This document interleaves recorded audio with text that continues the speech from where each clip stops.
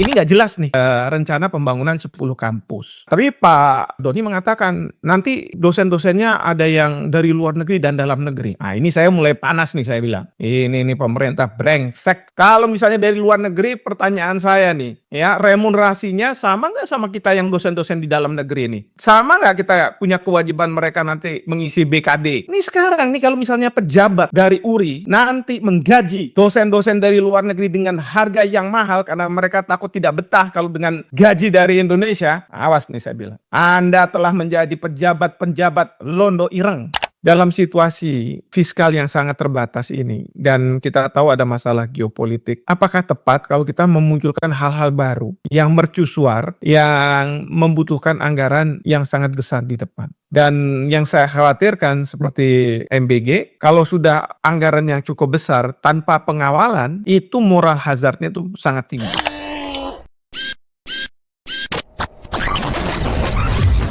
Jadi Bapak Ibu dan saudara-saudara sekalian, tadi Pak Dahlan sudah menyampaikan bahwa beliau terkejut nih, kok ada pelantikan gubernur, wakil gubernur dari Universitas Republik Indonesia. Nah, saya pun demikian, saya juga terkejut. Awalnya saya pikir, loh kok mau-maunya nih Pak Doni turun pangkat gitu ya. Kenapa? Karena saya pikir tadinya UKRI, Universitas Kebangsaan Republik Indonesia. Itu yang dimiliki oleh kalau saya nggak salah yayasan dari Pak Prabowo, ya yang rektornya Pak Sufmi Dasko. Jadi saya pikir, loh kok UKRI gitu kan. Nah, tapi saya cek lagi, enggak, ini Universitas Republik Indonesia.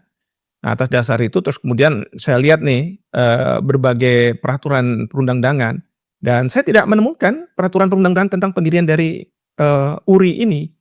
Tapi yang saya temukan Kepres nomor 80/B tahun 2026 tentang pengangkatan dari Pak Doni dan wakil gubernurnya, profesor dari ITB gitu kan. Oh, ini gimana nih ceritanya? Wah, di situ terus kemudian saya buat press release. Saya katakan, ini nggak jelas ini legalitasnya apa. Ya, kita harus menebak-nebak. Inilah makanya pentingnya Bapak Ibu sekalian ya. Hukum itu karena kita supaya paham apa sih yang mau diinginkan oleh pemerintah itu. Kan kita harus lihat dari aturan. Nah, itu yang saya tidak bisa dapatkan. Tapi ya sudahlah. Kita berpatokan pada apa yang disampaikan oleh Pak Gubernur dan Pak pejabat terkait dengan URI. Saya sendiri ingin disiplin bahwa saya akan mengikuti apa yang disampaikan deh. Nanti kita lihat bagaimana. Nah, jadi kalau ini kok masukan. Ini Bapak Ibu dapatnya yang URI atau yang bukan? Kok saya ini kok yang saya share salah terus ini.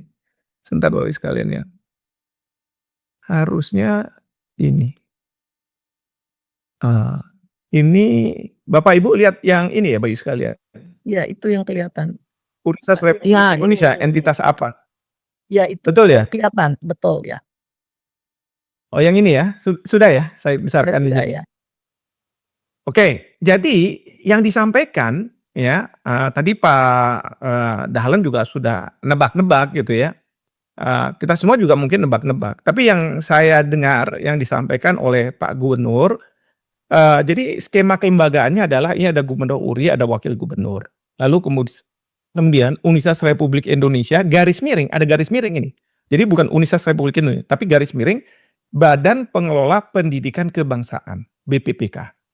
Nah, di bawahnya itu ada yang namanya Badan Pengelola Perguruan Tinggi. Dan itu baru ada rencana pembangunan 10 kampus. Saya juga nggak tahu nih, 10 kampus ini atas nama masing-masing universitas beda-beda atau 10 kampus ini namanya Universitas Republik Indonesia tapi ada di berbagai daerah. Ya, seperti SMA Taruna Nusantara kan adanya di Jawa Barat ada, selain di Magelang, lalu kemudian di Sumatera Utara juga ada dan lain sebagainya. Tapi kan namanya SMA Taruna Nusantara. Sekali lagi, ini nggak jelas nih, ya kan? Nggak jelas rencana pembangunan 10 kampus. Nah, tapi Pak Doni mengatakan nanti dosen-dosennya ada yang dari luar negeri dan dalam negeri. Ah, ini saya mulai panas nih saya bilang. Ini pemerintah brengsek saya bilang. Kalau misalnya dari luar negeri, pertanyaan saya nih, ya remunerasinya sama nggak sama kita yang dosen-dosen di dalam negeri ini? Ya, sama nggak kita punya kewajiban mereka nanti mengisi BKD?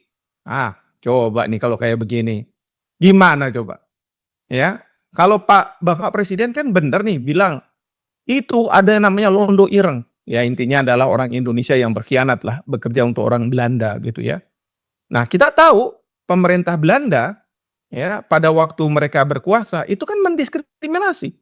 Pasal 161 IS itu membedakan antara orang Eropa, jadi kaula Hindia Belanda itu ada orang Eropa, Timur Asing dan pribumi.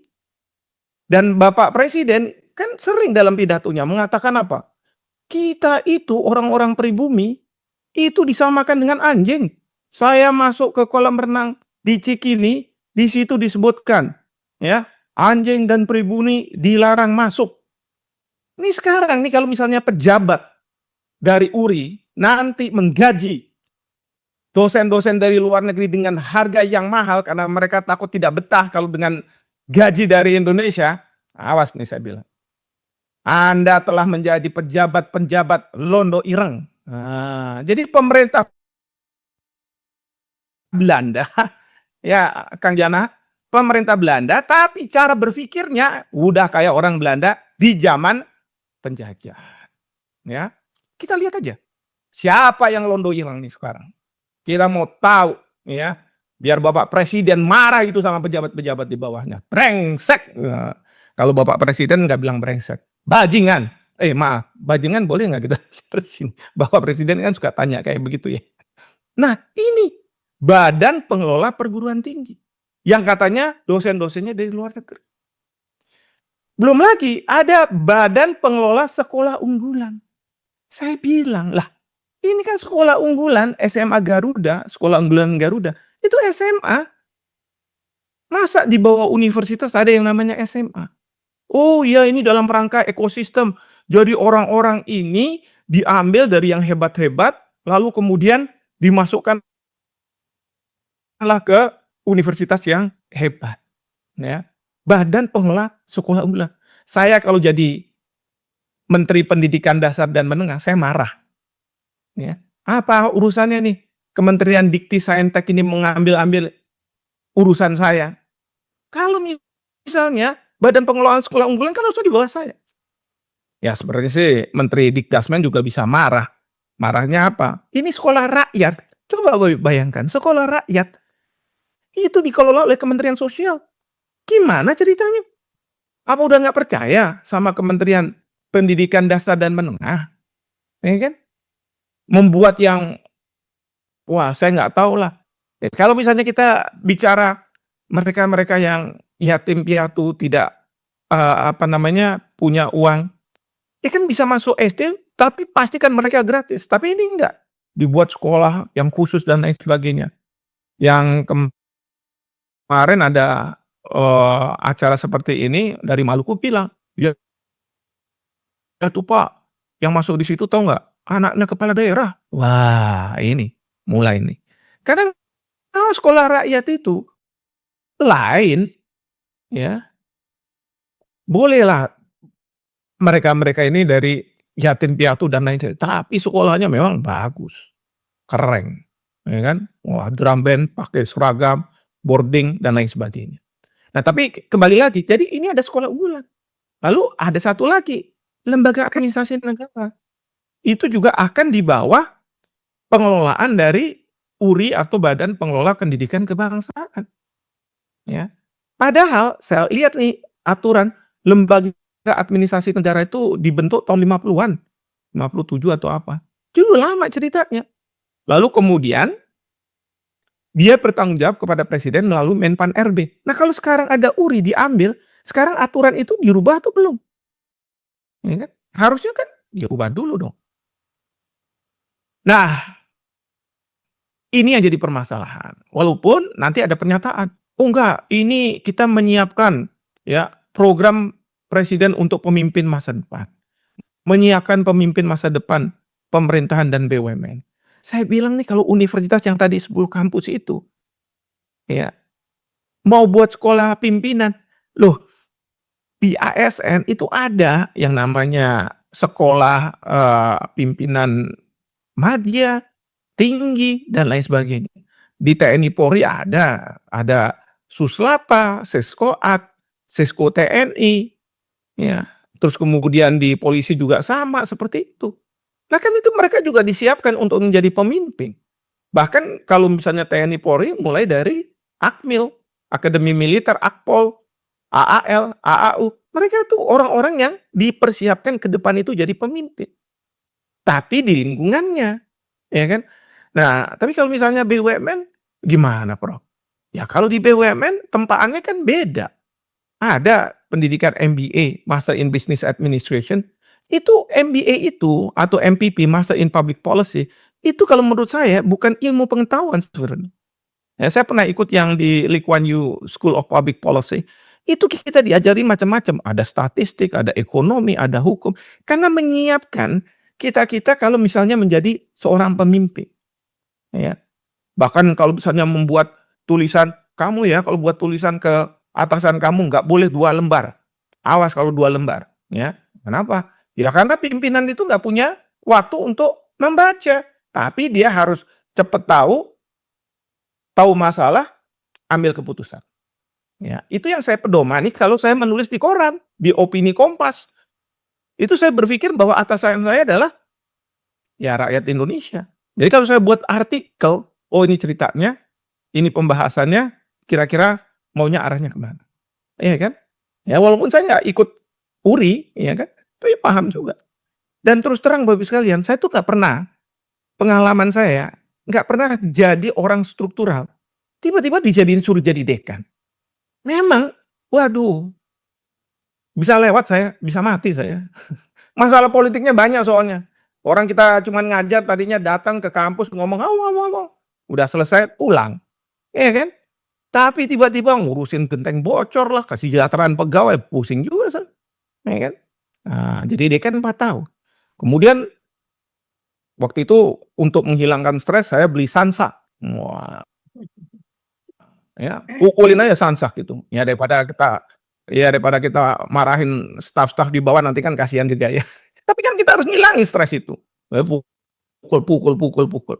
Nah, waktu saya maju jadi rektor UI, gagal gitu ya, anak saya bilang sama saya, "Pah, satu fakultas saja papa beli satu Sansa. Kalau misalnya ini jadi rektor ada berapa fakultas, nanti Sansanya berapa lagi, Pak?" katanya. Ya udah, memang udah gagal lah, karena juga main politik juga Bapak Ibu sekalian.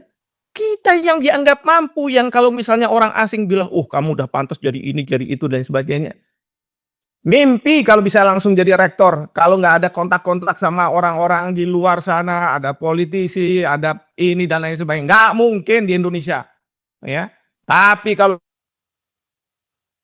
misalnya universitas ini pernah sekali waktu akan dipimpin oleh katanya dari luar negeri, langsung dikasih karpet merah, nggak ada main politik-politikan. Apa coba? Cara berpikir pejabat kayak begitu tuh apa saya tanya? Ya, udah nggak bener. Minderwaardenya tuh tinggi sekali gitu. Sikap inlandernya tuh tinggi sekali. Jadi kalau kita nih orang Indonesia dikira nggak mampu, itu banyak mahasiswa saya yang kerja dari luar negeri dan lain sebagainya, ya. Jadi harusnya para pejabat itu beri ruang yang kuat untuk orang-orang Indonesia, ya. Jadi rektor itu jangan main politik-politikan lah, ya. Udah, kalau enggak, wah, habis terus terang. Nah, sedikit lagi, ini Pak Bapisus mengatakan, URI itu katanya fokus perkuat pendidikan berbasis STEM. Ini lagi, aneh juga kalau menurut saya. STEM itu kan science, technology, engineering, and math, ya, dan kedokteran katanya. Nah, mereka-mereka ini, mohon maaf, kalau mereka mau excellent, itu bukan jadi pemimpin bangsa. Iya. Ya kan? Mereka ini harus dikasih lab, dikasih ini inovasi dan lain sebagainya, hasil inovasinya dipakai. Kalau kedokteran bisa melayani ini dan lain sebagainya. Ya. Dan kalau kedokteran itu Bapak Ibu sekalian, ini pengalaman saya. Di Universitas Jenderal Ahmad Yani, kan kita punya kembaran di Universitas Jenderal Ahmad Yani Yogyakarta, udah mau dibangun nih fakultas kedokteran, bangunannya udah bagus dan lain sebagainya, ya. Tapi masalahnya cuma satu, apa? Izin nggak ada, gara-gara apa? Katanya sudah moratorium, sudah terlalu banyak. Nah sekarang kalau URI, itu mau gimana nih? Mau ditaruh lah fakultas kedokteran di Kalimantan atau di mana begitu ya. Ini pertanyaan kita, dosennya nih mana? Kalau di dosen yang di Jakarta di ini, kan banyak, gampang. Lempar batu ke atas, jatuh kepalanya, Anda profesinya apa? Saya dokter. Ah, saking banyaknya. Ya. Tapi kalau udah di luar ibu kota, kota-kota besar, waduh, nyarinya susah. Ini mau gimana? Tadi pertanyaan saya, apakah mereka mau disiapkan sebagai pemimpin bangsa? Rugi dong. Kayak sekarang ini Bapak Ibu sekalian, banyak orang-orang hebat, orang-orang pinter, ya bahkan dulu di BPPT dan lain sebagainya. Karena dana untuk penelitian kurang dan lain sebagainya, akhirnya apa? Masuk ke politik. Ya kan? Saya bukan anti politik, tapi kan sayang. Orang sudah dididik, ilmu pengetahuannya harusnya buat inovasi dan lain sebagainya. Kalau mereka di luar negeri diapresiasi hasil-hasil temuannya, tapi di Indonesia karena nggak ada, akhirnya main politik. Kalau menurut saya sayang. Ya. Nah tapi ya sudahlah. Ini kondisi kita di Indonesia. Nah kemudian katanya enggak, ini kita mau seperti ENA. Tadi kan sudah sampaikan, ya. École itu school nasional gitu ya, de administration. Kalau bahasa Inggrisnya jadi National School of Administration. Bapak Ibu tahu ya, ini didirikan tahun 45, tapi tahun 2022 dibubarkan, dirubah menjadi National Institute of Public Service. Pertanyaan kita, kenapa kok dibubarkan oleh Macron? Karena Macron lulusan dari situ. Ternyata kalau kita buat riset, kan ini ada tulisan why is Macron abolishing French school for political classes, ya kan? Katanya apa di paragraf apa namanya? Nah ini Macron said paragraf 1 yang terakhir nih ya, but this time it's final. Macron said that the time had come to abolish an institution that is widely regarded as a symbol of elitism Elitism, ya, and inequality. inequality. Coba. Jadi kalau kita membuat sekolah-sekolah pimpinan dan lain sebagainya, kan kita udah ada sih sebenarnya Lemhanas. Itu kan menghasilkan para elit. Ya, orang seperti saya Bapak Ibu sekalian nggak akan pernah bisa. Saya nggak pernah ikut Lemhanas. Saya nggak pernah ikut Sespim dan lain sebagainya. Harusnya nggak bisa. Pertanyaan saya, kenapa saya bisa berhasil jadi dekan? Kenapa saya bisa berhasil jadi rektor? Kadangkala ada tempaan-tempaan yang masyarakat biasa, ya, itu lalui. Memang kalau di TNI Polri, tempaan itu sudah disiapkan. Ya, ada makanya Suslapa, Seskoat, ini dan lain sebagainya. Tapi bagi kita orang sipil, biasa kok. Tempaan itu mungkin pada waktu kita mahasiswa ikut aktif di BEM, pada waktu kita di pekerjaan kita mungkin dijadikan pimpinan dan lain sebagainya. Nah, itu bisa juga muncul dengan sendiri.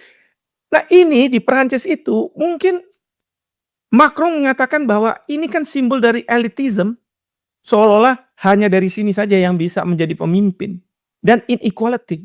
Ya. Saya bilang enggak benar. Bapak Ibu sekalian, kalau Bapak Ibu tahu waktu saya di SMA itu merah semua kok ini saya, rapor saya. Ya kan? Teman saya juga bingung-bingung, udah 20, 30, 40 tahun nggak ketemu tiba-tiba profesor. Nah, hebatnya dari mana lu? Ya soalnya saya salah masuk ini aja, IPA. Orang saya kepingin masuk hukum, masuk ITS disuruh masuk IPA. Ya nggak masuk gitu ya. Apalagi saya pindahan kebetulan dari New York masuk ke SMA 6 di Jakarta. Ya itu kadang dilalui orang bodoh. Bodoh itu bukan karena wah dia udah nggak bisa apa-apa, enggak. Mungkin karena salah masuk atau misalnya menganggap terlalu mudah dan lain sebagainya. Sehingga ya kayak gitu. Jadi menurut saya udahlah, ya, ciptakan justru equality. Jangan kemudian ada elitism. Ini nih, Macron di Perancis itu sudah. Itu waktu dulu ada yang baju-baju kuning itu ya, rompi-rompi kuning. Itu yang ini yellow vest protes. itu diprotes. Masa apa yang sudah diprotes dihilangkan, tapi di sini di Indonesia malah dibahas, "Oh, ENA ini begini-begini."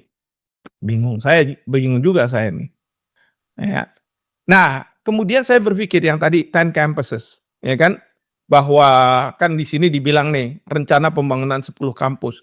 Ini apa saya mikir, namanya saya ya sebagai apa namanya, dosen, guru besar kan ya harus kita tuh riset, cari riset ya. Kebetulan saya pernah di Inggris, saya ingat, jangan-jangan mau seperti kayak University of London. Karena kalau Bapak Ibu lihat University of London ya, itu the university consists of 17 member institution, ya. Jadi ada 17 member institution, kayak London School of Economics, itu di bawah University of London. Ada misalnya Queen Mary and Westfield, itu di bawah University of London. Terus kemudian ada King's College, tapi mereka mandiri, autonomous, ya. Bahkan Cambridge juga mengatakan seperti itu. The University of Cambridge is a confederation of schools, faculties, department, and colleges. Jadi di bawah University of Cambridge itu ada Trinity College yang masalah hukum, ya, pendidikan hukum. Ada. The 31 colleges are governed by their own statutes, ya.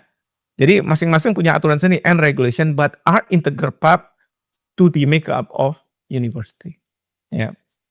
Saya juga nggak tahu ini maunya apa. Karena pada waktu itu kan kita tahu Bapak Presiden mengundang Russell Group dari Inggris. Jadi saya larikan, jangan-jangan ke sana ya, mungkin ke sana gitu ya. Tebakan-tebakan saya aja karena aturannya masih belum ada. Bahkan yang saya dengar dari ada wartawan bilang, "Ini Prof aturannya sedang disiapkan Perpresnya." Tapi nanti yang munculin Kemhan, Prof. Mati aja saya bilang. Kemhan pula. Ya kan? Waduh. Masa kayak begini aja, harus tentara lagi, ini lain. Saya pernah bekerja di Universitas Jenderal Ahmad Yani yang punyanya Angkatan Darat. Ya, memang saya berikan warna Angkatan Darat, tapi kalau kita bicara dalam konteks Indonesia yang besar ini kan kita bukan Universitas Tentara Indonesia, ya kan? Ini kita Indonesia, bukan negara Tentara Nasional Indonesia, tapi ini Indonesia. Jadi jangan kemudian semua ditentarakan gitu.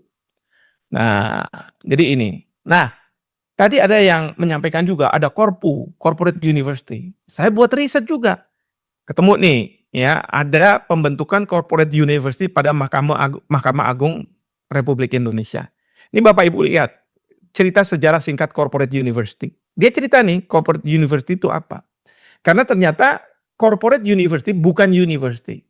Ya, tapi kan kalau URI, Universitas Republik Indonesia, harusnya kalau mau Korpu, Corporate University Republik Indonesia, kayak di di Kementerian Hukum dan HAM itu jadi ada Korpu, tapi namanya harus Korpu, jangan university.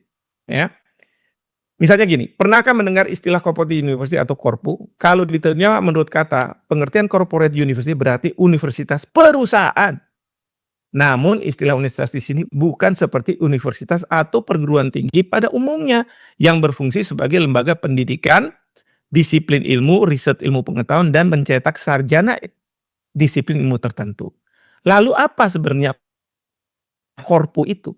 Ya, boleh pakai nama university, tapi harus kalau mau Korpu harus ada corporate-nya.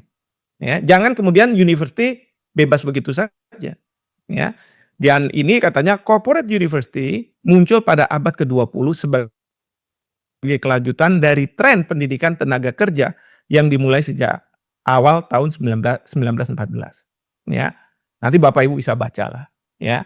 Nah, tapi kalau cuma namanya university, maka Bapak Ibu harus lihat pada peraturan pemerintah Republik Indonesia nomor 4 tahun 2014, ya. Di situ dikatakan, ya, bahwa perguruan tinggi, ini pasal 1 angka 4, adalah satuan pendidikan yang menyelenggarakan pendidikan tinggi. Nah, perguruan tinggi ini namanya bisa macam-macam. Bisa nomor 7 ini, ya, ada universitas. Adalah perguruan tinggi yang menyelenggarakan pendidikan akademik dan dapat menyelenggarakan pendidikan vokasi. Ada institut, ada sekolah tinggi, ada politeknik, ada seterusnya, ya. Dan di angka 17 dikatakan pemimpin perguruan tinggi adalah rektor, bukan gubernur. Nah, tapi kalau misalnya mungkin URI ini harus gubernur, itu mungkin ini dugaan saya lagi. ya. Karena Lemhanas itu pakai gubernur dan gubernur itu bisa setingkat menteri. Lemhanas itu gubernur itu setingkat menteri, perlakuannya setingkat menteri. Tapi kalau rektor nggak mungkin dia setingkat menteri gitu ya. Mungkin alasannya seperti itu, saya juga nggak tahu. Ya. Nah, jadi ini Bapak Ibu dan saudara-saudara sekalian. Jadi saya stop dulu sampai di situ. Sebenarnya kita semua kelihatannya, saya nggak tahu ya, di forum ini eh, meminta sebenarnya pemerintah untuk meninjau ulang ya dengan ide Universitas Republik Indonesia ini. Eh, Sebenarnya kalau seperti ini, saya kemarin sudah tanya nih sama Kang Jana, dari pemerintah ada nggak yang akan bicara nih? Soalnya kalau enggak, kan kita nggak tahu persis gitu ya, sebenarnya apa sih yang diinginkan oleh pemerintah. Jadi kalau tadi, Mas Mario mengatakan waktu head to head ya, itu kan ada dari pemerintah, ada dari Bakom, Badan Komunikasi. Nah, hanya saja kalau menurut saya Bakom itu kan cuman juru bicara ya, yang waktu pembahasan itu mereka juga sebenarnya juga nggak sure juga apa yang diinginkan oleh pemerintah gitu ya. Idealnya sih Pak Gubernur atau Pak Wagubnya yang hadir menyampaikan ke kita, ya kan? Itu yang kemudian baru kita bilang oke. Karena saya lihat sekarang ini kalau ada isu-isu yang sangat kontroversial di masyarakat, itu yang dimunculkan dalam, diskusi atau debat itu, badan komunikasi. Jadi juru bicara yang belum tentu mereka menguasai permasalahan dan mereka yang pasti bukan orang, yang dianggap sebagai policy maker gitu. Harusnya kan kalau ada isu seperti ini policy maker dong yang kita dengar, sehingga kita tahu persis. Nah, kita ini kan juga, menebak-nebak. Saya juga terus terang, terpaksa harus menebak-nebak, walaupun saya coba cari dari sumbernya apa yang sudah disampaikan, oleh Pak Gubernur gitu ya, terkait dengan URI atau pejabat-pejabat lain saya coba rangkum dan, oh ini kira-kira seperti ini, ya. Maka ya mau tidak mau bahasan kita adalah ya seperti itu, tapi yang saya khawatirkan waktu kita udah bahas kayak begitu tiba-tiba besok-besok dari pengambil kebijakan berubah gitu. Nanti kalau udah berubah nanti bilang, "Nah kan kamu kecelik," katanya. Nah ini gimana sih? Kita ini mau sebenarnya membangun sesuatu yang baru atau tidak? Nah yang kedua yang ingin saya juga sampaikan di sini, ini yang pasti anggaran itu akan besar di depan. Nah pertanyaannya, saya, seringkali mengatakan dalam situasi, fiskal yang sangat terbatas ini dan kita tahu ada masalah geopolitik, apakah tepat kalau kita memunculkan hal-hal baru yang mercusuar, yang membutuhkan anggaran yang sangat besar di depan, ya. Dan yang saya khawatirkan seperti, MBG, kalau sudah anggaran yang cukup besar tanpa pengawalan, itu moral hazard-nya itu sangat tinggi. Itu yang kita harus juga pikirkan. Nah, yang ketiga yang perlu dipikirkan adalah sustainability ya dari program-program mercusuar. Karena program mercusuar kalau kemudian tidak didiskusikan dengan masyarakat, lalu kemudian masyarakat merasakan bahwa oh ya ini program kami, gitu ya, tidak ada akan ada sense of ownership, maka itu akan sustain gitu ya. Tapi kalau misalnya sesuatu yang dimunculkan oleh Bapak Presiden, lalu pejabat-pejabatnya menjalankan, apalagi pejabatnya siap Bapak, kami kondisikan Bapak, iya kan? Tanpa mendengarkan apa yang disuarakan oleh rakyat. Yang saya khawatirkan ini masalah sustainability-nya, ya. Kita kan nggak mau misalnya kayak IKN. IKN itu pada masa Presiden Jokowi, wah sangat luar biasa, banyak anggaran yang dikeluarkan. Nah pertanyaannya sekarang, ini komitmen dari Bapak Prabowo ini seperti apa? Apakah oke kita akan ke IKN gitu begitu, atau ya kita tetaplah di Jakarta aja? Ya, ini yang jadi masalah. Karena yang saya khawatirkan kalau tidak ada sense of ownership dari masyarakat, nanti ada pergantian pemerintah gitu ya kan Bapak Presiden ini boleh dibilang tinggal 3 tahun lagi. Kalaupun maju lagi 5 tahun, paling 8 tahun. Ya, URI ini kalau misalnya dibangun dengan ide yang besar kayak begini, saya yakin ini nggak cuman cukup dengan 8 tahun, mungkin lebih dari itu, 10 tahun, 15 tahun, bahkan 20, 30 tahun. Nah, kalau misalnya seperti itu, kalau ada pemerintahan yang baru, pertanyaannya, apa yang menjamin bahwa pemerintahan tersebut tetap akan melaksanakan, proyek mercusuar ini, ya? Kenapa tidak memperkuat yang sekarang ini banyak kita bicara, memperkuat yang sudah ada, ya. Tidak usah ada lembaga-lembaga baru atau misalnya mencarikan tempat untuk para pejabat supaya mereka punya kedudukan yang terhormat dan lain sebagainya, kalau menurut saya. Tetapi ya memperkuat, ya, apa yang sudah ada, kan kalau sekolah kepemimpinan seperti saya katakan tadi sudah ada, sudah banyak, ya, tinggal diperkuat. Lalu kemudian kalau misalnya STEM, tadi kan sudah kita tahu ITB, ITS dan lain sebagainya sudah ada. Nah sekarang masalahnya, apakah mereka diberikan dana yang cukup? Kalau sudah diberikan dana yang cukup, pertanyaannya adalah inovasi-inovasi mereka akan diambil atau tidak. Yang saya khawatirkan ini banyak broker-broker barang dari luar negeri.